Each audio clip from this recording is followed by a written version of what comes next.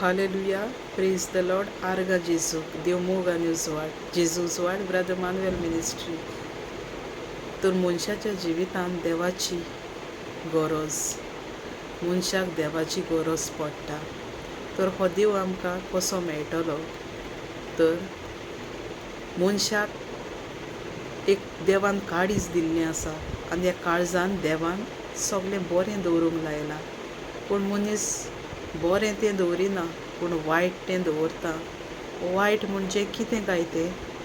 हुस्केपण, व्हडपण, नाडकाय, आपस्वार्थपणां, दुसऱ्याचें नागून आपलें करप, वायट, पोजडपण, गाळी, दुसऱ्यांक गाळी मारप, शिराप सोडप, हें सगळें मनीस घेवन जियेता. आनी मनशाच्या जिवितांत काळीज आसता, तातूंत कुस्केपण, व्हडपण आनी काळीज मागीर फुगार जाता.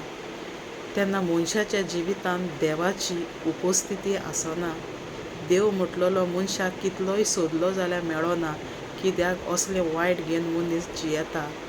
पूण खऱ्या देवाक तूं सोदतलोय जाल्यार हें काळजान आसा तितलें वायट सगळें पयस कर, खोटेपणां पयस कर, एकामेकाक मान दी, मोग दी, नाडकाय सोड, आपस्वार्थपणां सोड.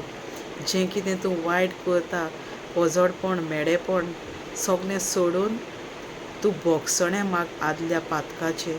जेजू तुका भोगशिता. तर हेंच आमकां आयज वळोवंक मेळटा. पवित्र पुस्तक आमकां सांगता. पूण मनीस असलें सोडूंक मनशाक भिरांत दिसता. मनीस एक टायम देवाक सोडटा, पूण असलें वायट केन्नाच मनीस सोडिना. असलें वायट घेवन मनीस जियेता. असलें वायटाची मनशाक इतली संवय जाल्ली आसा की मनीस देवाक पयस करता असलें करून. पूण ते असल्यो वायट वस्तू काळजांतल्यो पयस करिना. तेन्ना मनीस मागीर फसता. किडे पडटात मनशाक, कुसता, भिशाण्याचेर घाये पडोन, दुयेंस पिडा जावन, जिबेक कॅन्सर, ताळ्याक कॅन्सर, नाका ते सुवातेर कॅन्सर जावन मनीस मागीर पातकानूच मरता. भोगसणें सुद्दां त्या मनशाक मेळना. तर आयज आमकां भोगसण्याची गरज. कित्याक आमी वायट करून आयिल्लीं मनशां. आमच्या जिवितांत जायतें वायट घडलां. हाचेर आमी केन्नाच भोगसणें मागलेलें ना. पूण आतां आमकां एक सोयीग मेळ्ळा, आमकां एक चान्स मेळ्ळा भोगसणें मागच्या खातीर. तर जेजू लागीं भोगसणें मागुया. वायट सगळें सोडून आमी जेजूची पवित्र पुस्तका वयल्यो आज्ञा सांबाळुया. हेंच आमकां पवित्र पुस्तक सांगता. आर्गां जेजू, आर्गां तुका जेजू, मोहिमा तुका जेजू. हालेलुया, आमेन.